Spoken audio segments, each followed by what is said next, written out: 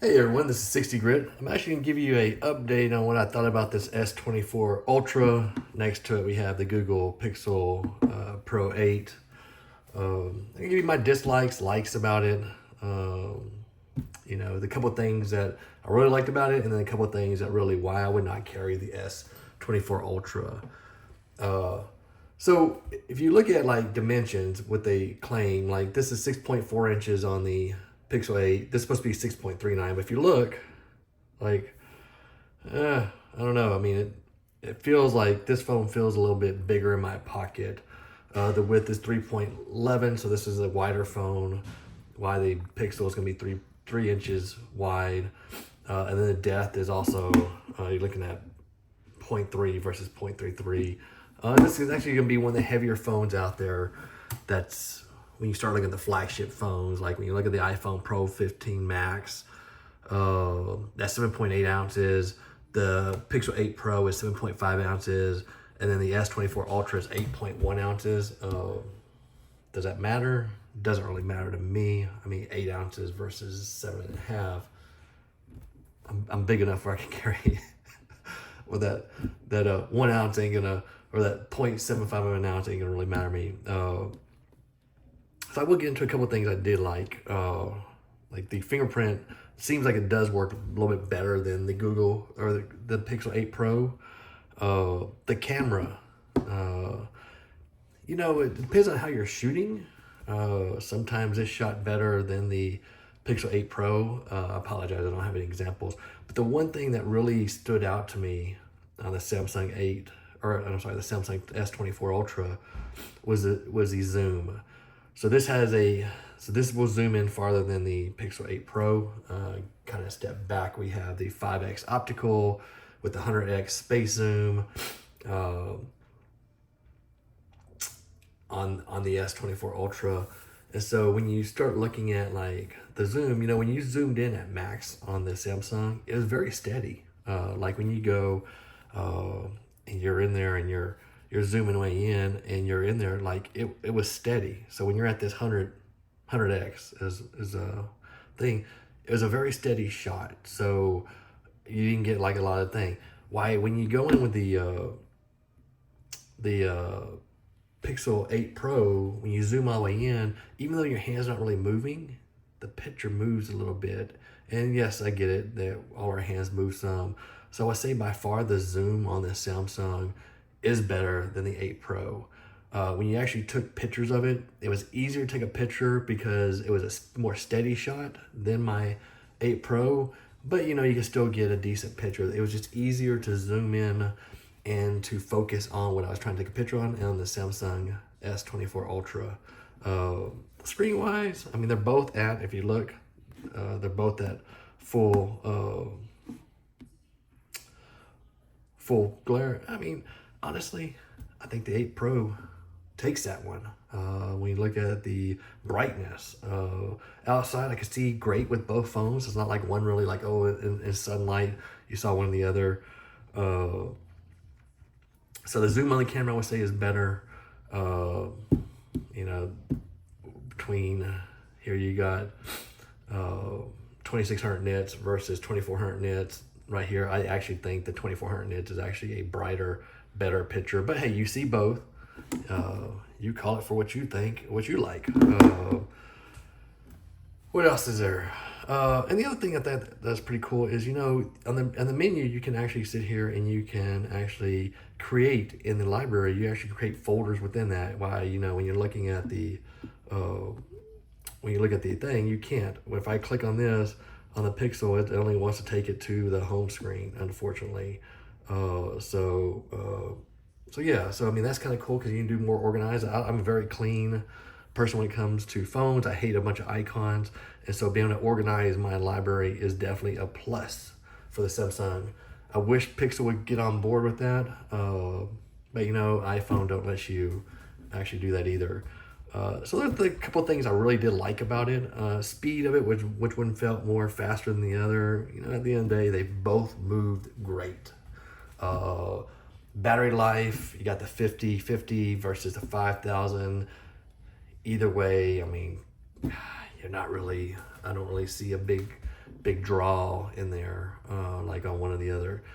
All right, now here's a couple of things why I will not carry a Samsung S24 Ultra. Is so this phone did not do anything to it. It comes with Google Assistant. So if I say, "Hey Google," it actually will pop up like that and do that. The problem that I hate about this is you still have Bixby in the background.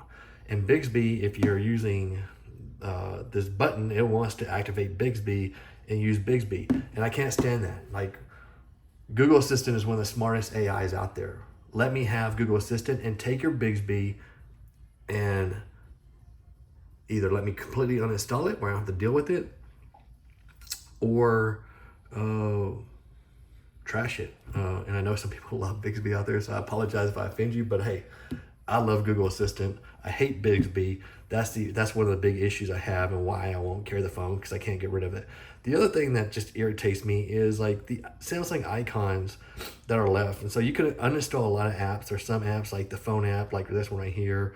I cannot uninstall that app, which irritates me, because at the end of the day, this looks like a little kid's phone versus this looks more like a normal phone to me.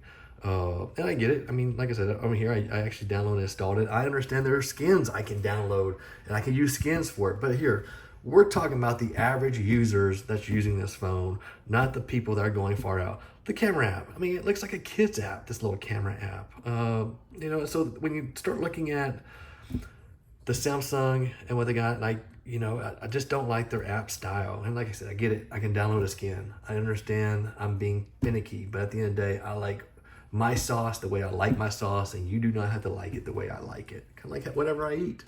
You don't have to eat. It's okay. We're different people. I can't stand that I have to have this Samsung. This is a Samsung store. I cannot uninstall it at all. If I could go in there and remove all the Samsung garbage that I do not like on this phone and give me more of a raw experience, I would like it a lot more. So the Bixby is a big thing. The apps, not being able to get rid of some of these apps. The constant, even though I have Google Assistant on this phone, Bixby still tries to take over. And there's one part that if you say no, it uninstalls and it says it disables a bunch of stuff on Bixby. These are all things that why I won't do Samsung. Hardware's fine. Like I said, if you look at it, they look very similar. But in the pocket, this phone does feel a lot bigger to me. It sticks out at the top of my pocket a little bit more. And I get it. These are little things. Oh, the one thing I did think that was pretty cool on this phone is this has your erase and stuff, just like this phone. Like, Google touts look, you can delete people, you can resize things.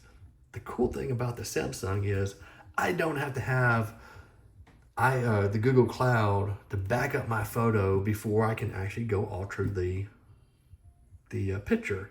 On the Pixel, you got to basically back up your picture to Google's Cloud before you can actually alter it. You do not have to on the Samsung S24 Ultra. So that's a cool feature, because Google's basically forcing you to buy their cloud. You want some of these features, you will have to buy their cloud, but you don't have to on the Samsung.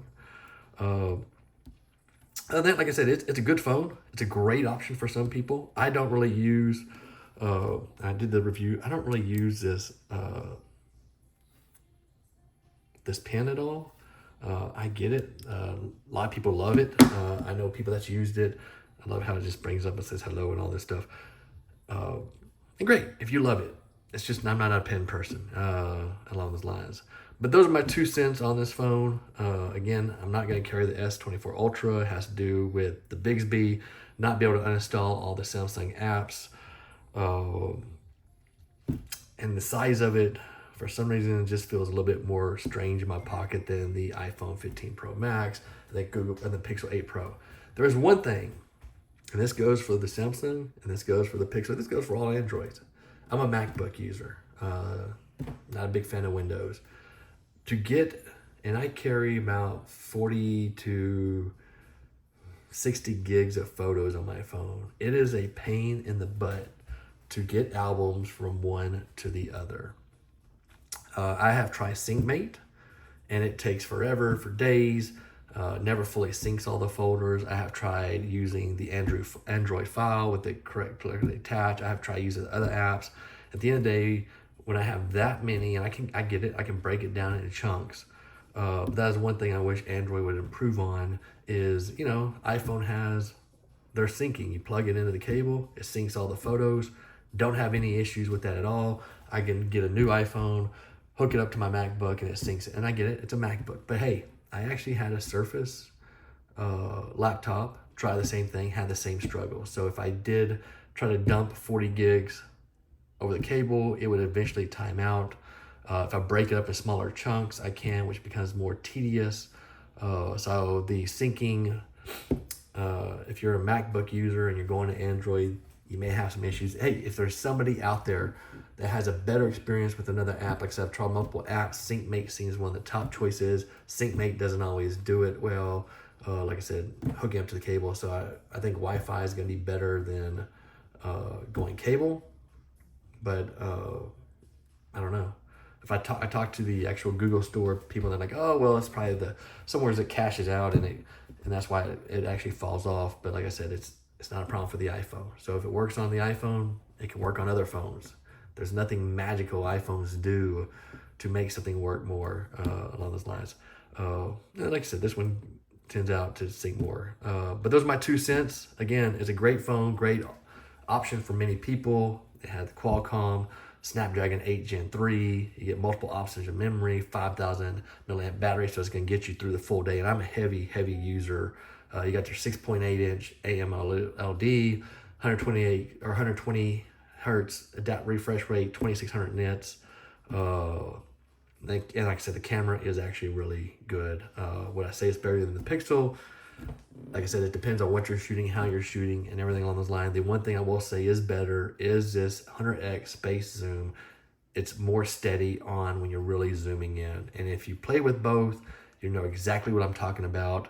And no, it's not like I have shaky hands. I'm like, oh, look, see, look, I mean, look at that. I mean, there is always some type of movement in our hands along those lines. Maybe there's a little bit more movement in mine. Maybe that's where I struggle. I don't know. But great option. So anyways, please subscribe to my channel. I appreciate everybody that subscribed since my last couple of videos I put out there. If there's anything you want me to cover or content, let me know. But I'm not dogging the Samsung S24 Ultra. I'm just telling you why it's not an option for me. I like true raw experiences I got from my iPhone for many years, and the Pixel 8 provides me that raw experience.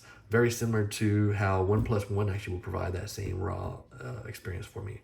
Anyways, have a great day. Appreciate the help. And like I said, this was the S24 Ultra in purple. And next to it is the Pixel 8 Pro, which actually is in bay blue. And we got the Rhino Shield, which I actually been carrying and do like this. I did a review on it. It seems like a good solid case, and it's thick and, I won't say heavy, but it feels thick and heavy, but doesn't really add a lot of weight to it. Anyways, have a great day. Thanks.